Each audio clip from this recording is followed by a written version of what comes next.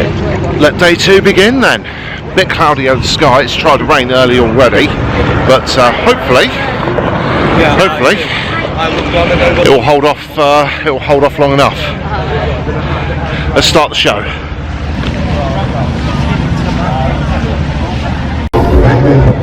And already walking through the gate, I'm spoilt for choice. What would anyone buy from here? You've got Django XK convertible, that's right, Gran Turismo, Mercedes SL, Aston Martin DB9, Aston Martin Vanquish. There's another BMW M3 convertible over there, another Jaguar XK, a couple of F-types, XRS there. In our 205 1.9 GTI. We are spoiled for choice. Just going to put this into context, ladies and gentlemen. This right here, lovely XK8 convertible in the correct green, nice alloy wheels. We look at the price tag. Try and get in on the price tag. 17,995. Now that seems pretty reasonable and expensive. That is, of course, until you look at this 1.9 Peugeot 205 GTI. Now this is very good. Now this is a very clean model, as you can see. There's barely a single mark on this thing. The blue is nice. Engine bay, pretty much pristine, with a price tag of just 30 grand.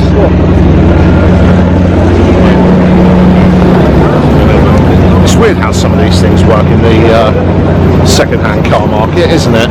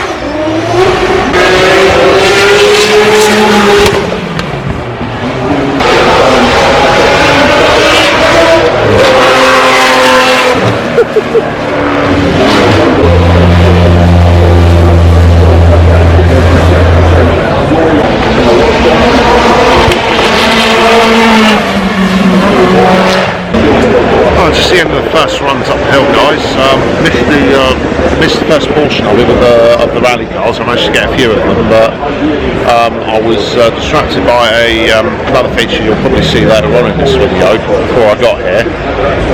Poncho is on, as you can see, because typical Goodwood summer festival time. Started heaving it down with rain, grey clouds, people with umbrellas.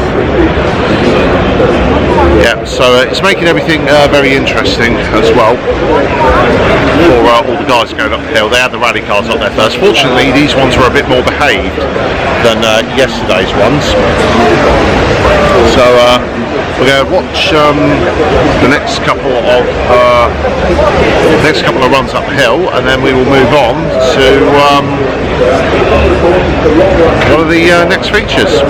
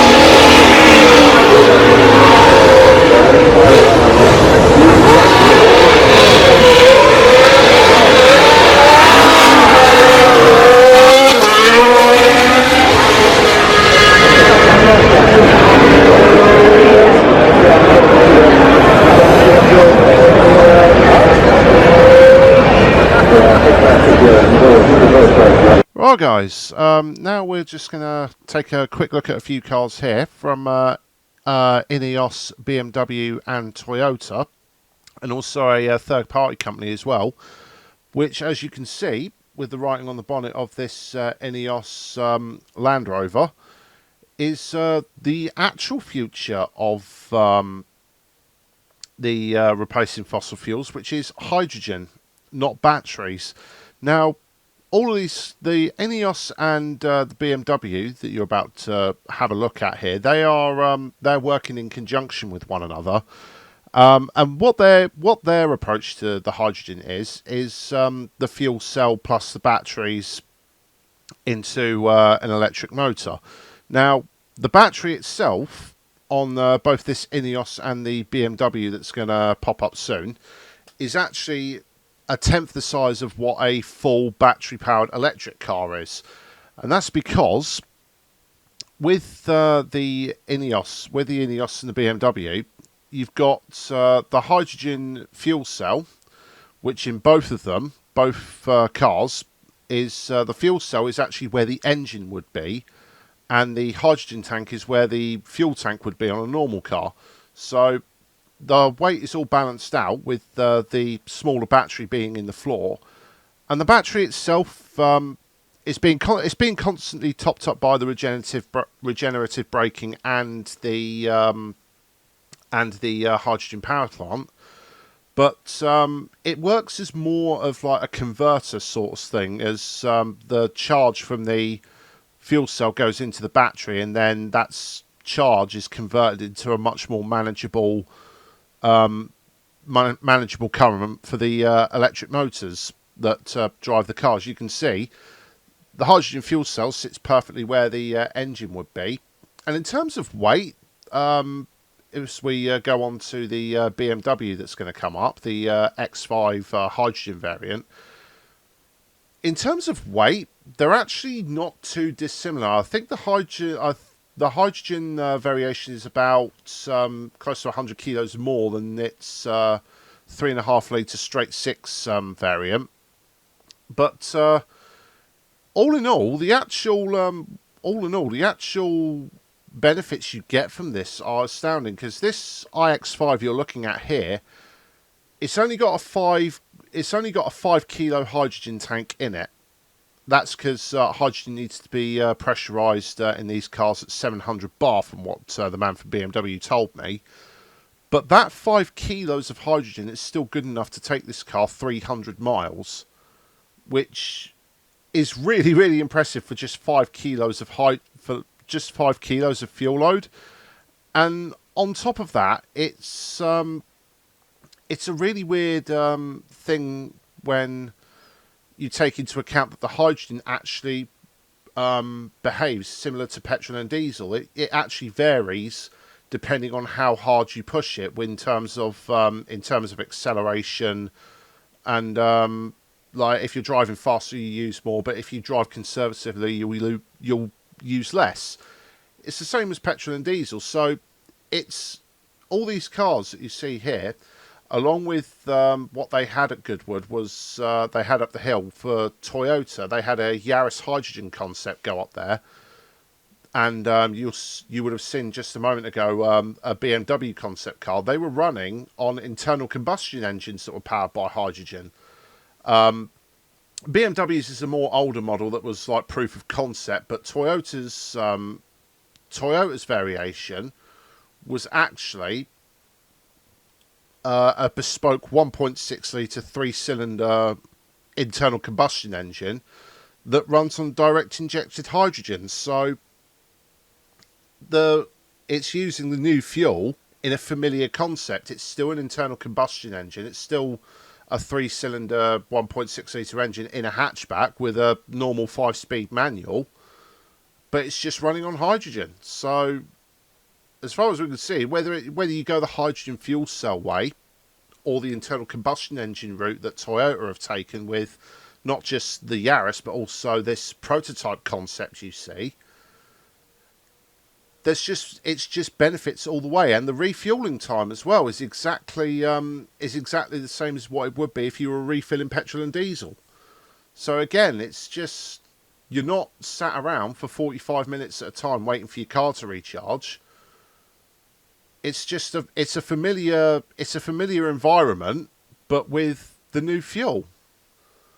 It's just so much more beneficial in the long run. I don't know why other car manufacturers won't do this. But yeah, that's my opinion on the sustainable fuels and everything. Hydrogen is definitely the way to go over a pure electric power. So that's there's no two ways about that. So. But, yeah, as interesting as this is, guys, you'll be more interested in the next part, which is some static, albeit beautiful, classic racing cars.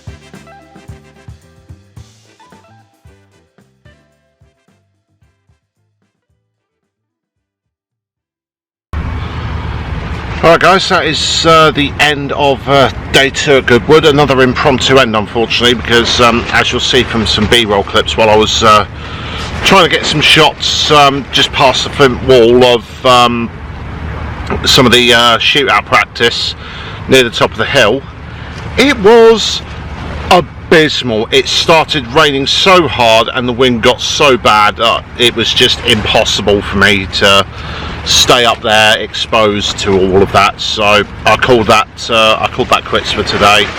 So we'll be back again for day 3. The forecast is looking a little bit more promising. I'm not too sure how 50-mile-an-hour wind is more promising, but it's going to be a lot better than that and getting rained on at the same time. So hopefully you guys enjoyed this video. Do feel free to like and share this video around. It really does help. Leave a comment again on what your favourite moment from today's Goodwood has been. Subscribe to the channel and turn on notifications so you don't miss any of these videos. Sorry. I am David Clayton of KZR Racing, and I will see you next time. Goodbye.